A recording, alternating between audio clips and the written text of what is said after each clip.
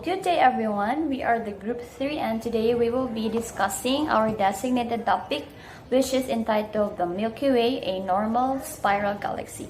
And let's head on to its learning goals. First is to explain how astronomers measure the size and structure of the Milky Way.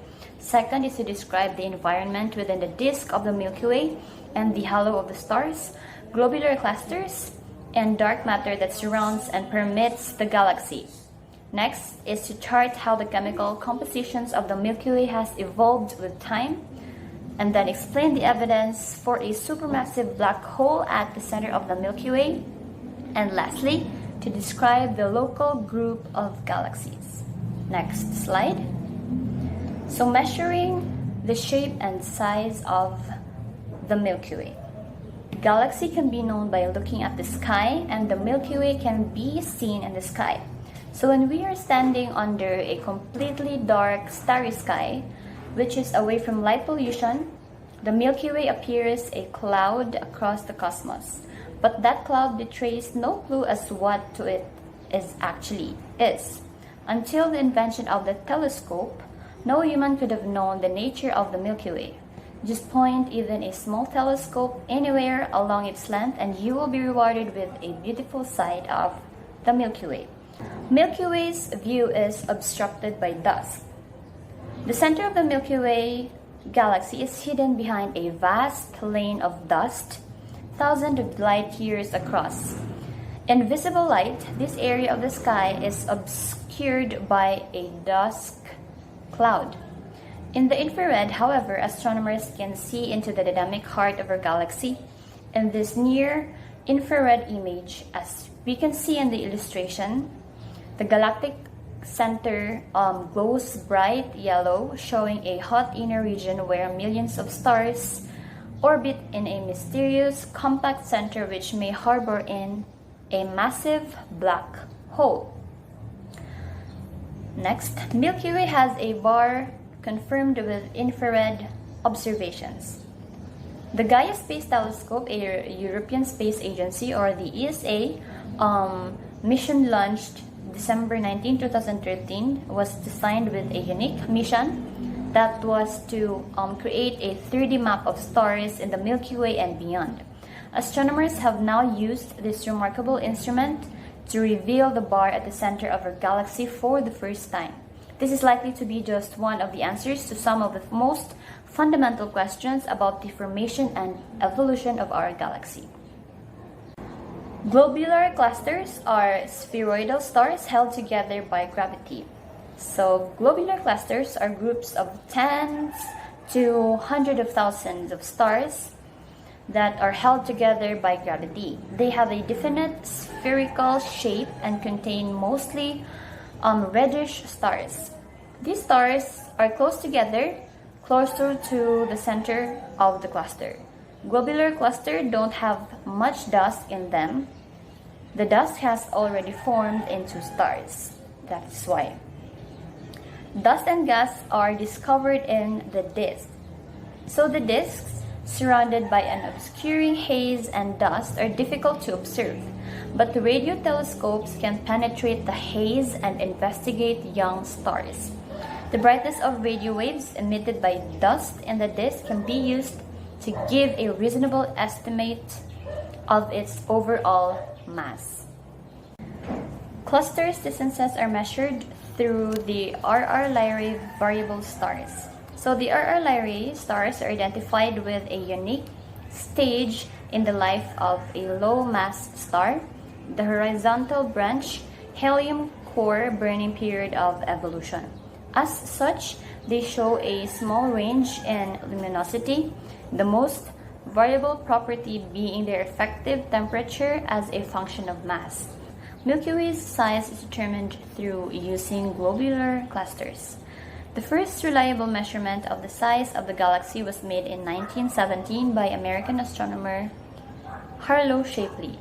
He arrived at his size determination by establishing the spatial distribution of global clusters.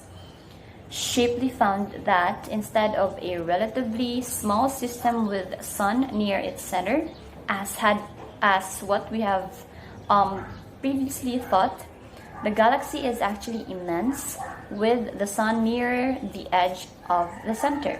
So good morning everyone, I am Emerald Queen B. Morales and I am the second reporter in our group. So today, I will tackle about the dark matter in the Milky Way.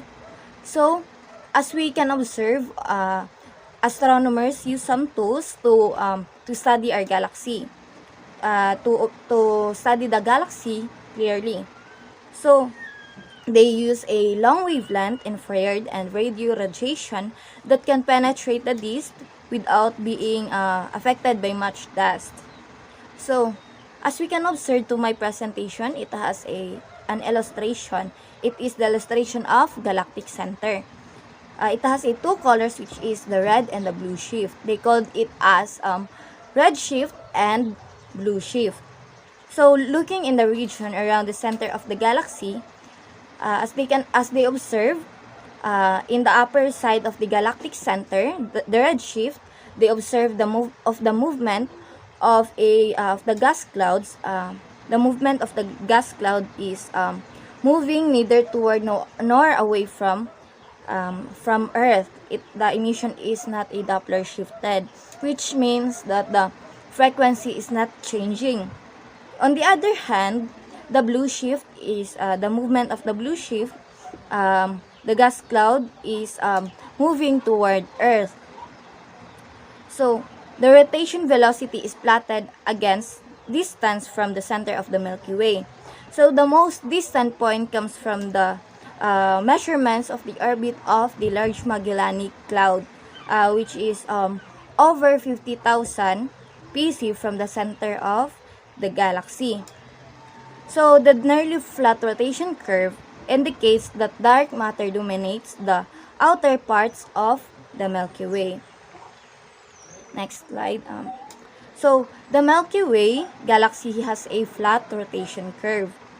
This is the illustration of the rotation curve of the Milky Way remains nearly flat.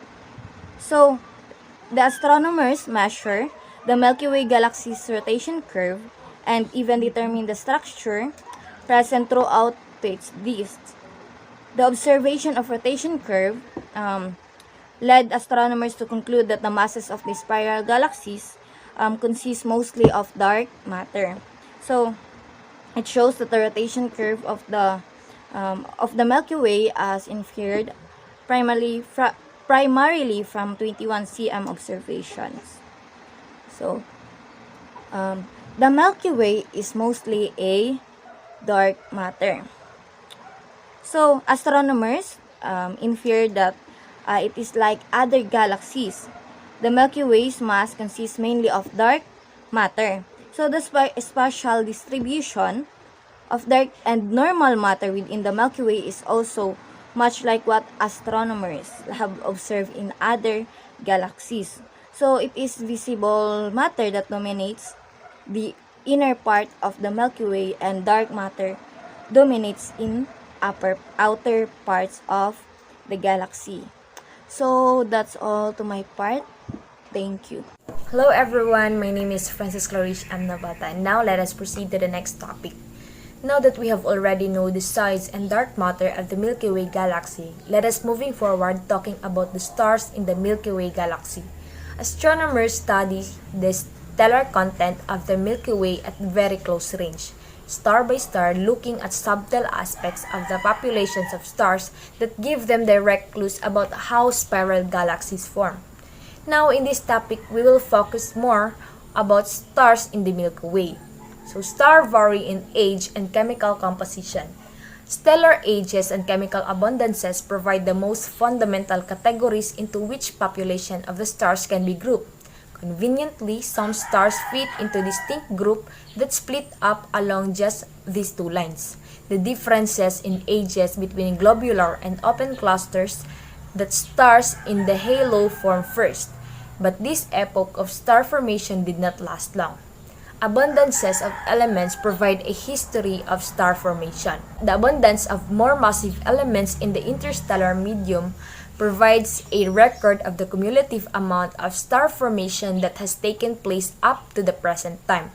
Younger stars have typically higher fractions of having elements than older stars have.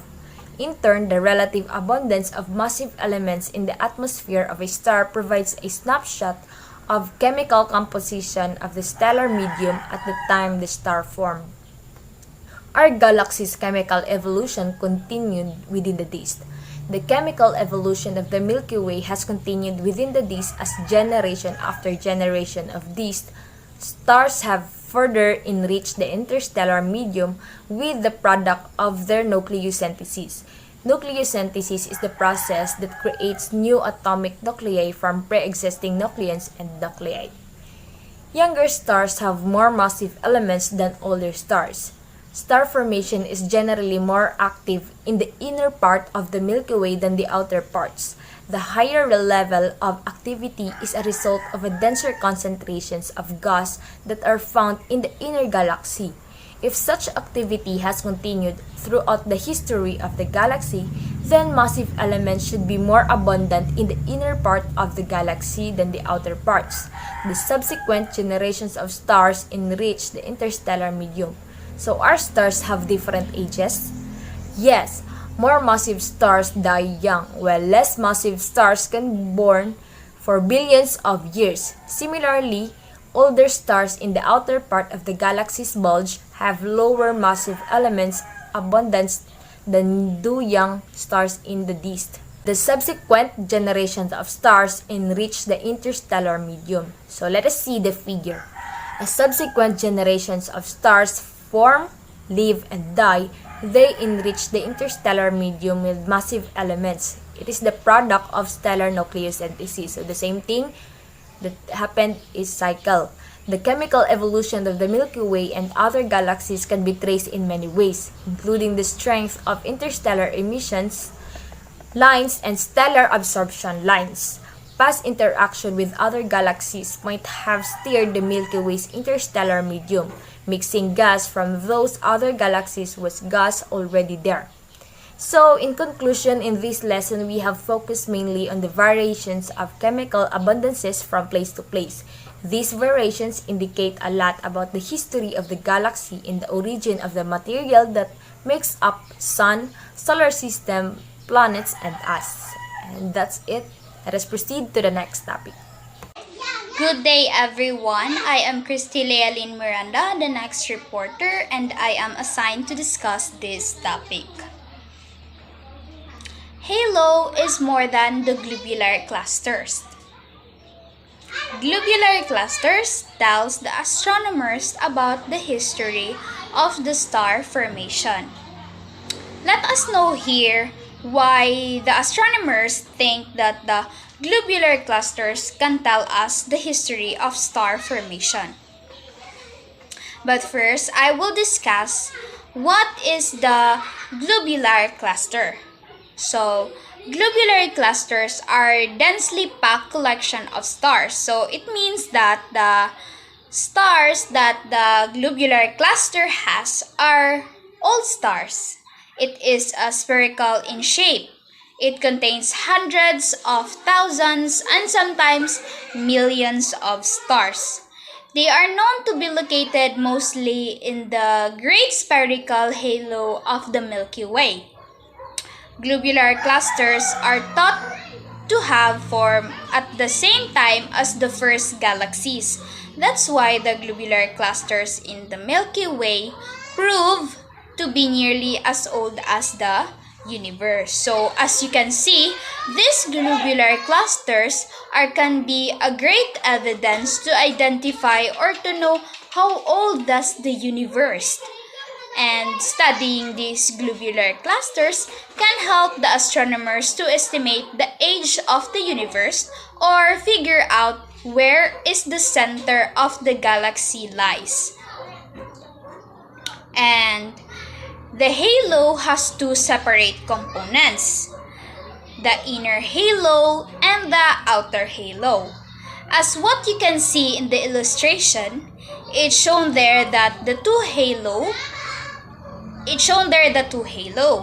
The disk is located in the middle.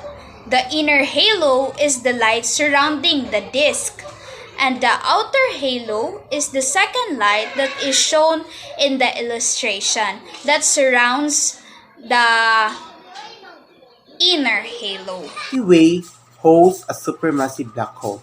We all know that Milky Way center contains clouds of dust and gas. Because of this, it hides the visible light view of Milky Way center. Milky Way center, also called galactic center, show rapid rotation and AGN-like emission. Galactic center is the rotational center. Its central massive object is a supermassive black hole of about 4 million solar masses, which is called Sagittarius A, or abbreviated SG3. It shows rapid rotation because it's closest to SG3 that a mass very much greater than that of the few hundred stars orbiting there. AGN emits radio, X-ray, infrared, and gamma radiation that form widths and loops of material distributed throughout the region. These stars' positions changed noticeably over time. It changed because it followed Kepler's law, indicating that their motion is dominated by mass within their orbit. If the closest stars are only about 0.01 light-year from the center of the galaxy, in that their orbital periods are only about a dozen years, also they speed up as they whip. The galactic center is located to the right of the center in the bright area. We all know that galactic center is the home of a supermassive black hole. If you can see a bright spot, then it's the galactic center, even it's surrounded with different color or the bright of the center. But just look at the bright spot. It's bright because more stars are packed into this area. The black hole will soon accrete gas clouds. Black hole will accrete gas clouds because of the bubbles that form after a burst of star formation a few million years ago, and it was heading toward the center. The Milky Way's core was almost certainly active. The core is almost active because of the frequent short-lived X-ray flares near SG3 that fuels the energetic activity at the galaxy's center. The gas and dust towards black hole makes Milky Way core active too. That's all for my topic. The next reporter will report or will discuss the Milky Way offer clues about how galaxies form. The Milky Way offers clues about how galaxies form. So, distribution of stars with different amount of heavy elements. One of the fundamental goals of stellar astronomy is to understand the life cycle of stars, including how stars form from clouds of interstellar gas. The distribution of stars of different ages with different amount of heavy elements is one clue. Also, the important among these clues are the properties of globular cluster and high-velocity stars in the halo of the galaxy. So, at least one generation of stars had to exist because they form from clouds of gas. So, those clouds settled into the galaxy's dust. The observation of globular clusters are very old, and that the youngest clusters is older than the oldest dust. So, stars must have lived and died before the formation of stars of the halo stars visible today. So, the local group interacts with a few nearby groups. A protogalaxy is a cloud of gas which is slowly forming into a galaxy. It is believed that the protogalaxies can merge together to form large spiral or elliptical galaxies or remain small in the form of a dwarf galaxy. Anyway, some of these smaller clumps are small satellite dwarf galaxy in the local group near the Milky Way. So Sagittarius dwarf is flowing through the dust of the Milky Way. Astronomers have known that Sagittarius repeatedly smashes through the Milky Way's dust as its orbit around the galaxy's core tightened as a result of gravitational force.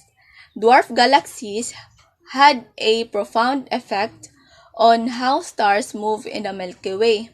So the Sagittarius dwarf has an important role in the Milky Way. The galaxy is still glowing. Growing galaxies are the lowest mass galaxies observed, and they are dominated by an even greater fraction of invisible dark matter, also known as the galaxies.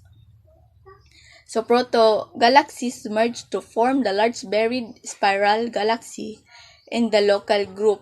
So to summarize it all, the Milky Way is part of the local group of galaxies, which consists of two large buried spiral and several dozen smaller galaxies. Okay, will Andromeda and Milky Way collide? Andromeda and Milky Way, as we all know, are the two largest galaxies in the local group. So collision and mergers between these galaxies likely happened in the past, and a merger with the Andromeda galaxy may be part of the Milky Way's future. So, good morning everyone. This is the last topic for our report entitled Origin, the Galactic Habitable Zone. So, what is Galactic Habitable Zone? It is a fixed part of the Milky Way, possibly suitable for the existence of habitable planets. And also, it has an existing heavy elements for the formation of rocky planets and organic molecules. And also, it has an insufficient radiation that it would damage any life. So, stars that are too far from the galactic center may have a protoplanetary disk with insufficient quantities of heavy elements such as oxygen, silicon, iron, and nickel to make up rocky planets like Earth, and carbon, nitrogen, and oxygen to make up molecules of life. So, on the other hand, stars that are too close to the galactic center may have planets that are strongly affected by its high energy radiation environment, such as X-rays and gamma rays from supermassive black hole and supernova explosions and gamma rays bursts.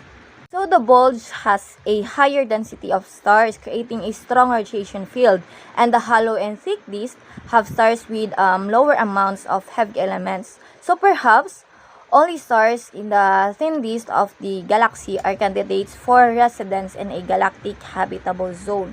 So I will present an illustration of a galactic habitable zone that is located to the Milky Way. So as we observe to the Milky Way, that it has a safe zone, which is the galactic habitable zone, and also it has a location that is a danger zone. So why we can say that the galactic habitable zone is a safe zone? So it is the area around a star where it is not too hot and not too cold for liquid water exists on the surfaces of surrounding planets. So that is the reason why galactic habitable zone is a safe zone. So lastly, the idea of galactic habitable zone is that certain parts of the Milky Way may be more suitable for the existence of habitable planets, and this zone would have enough heavy elements for the formation of rocky planets and organic molecules, but not too much radiation that it would damage any life. So that's all for our report. I hope that you would learn something, and thank you and God bless.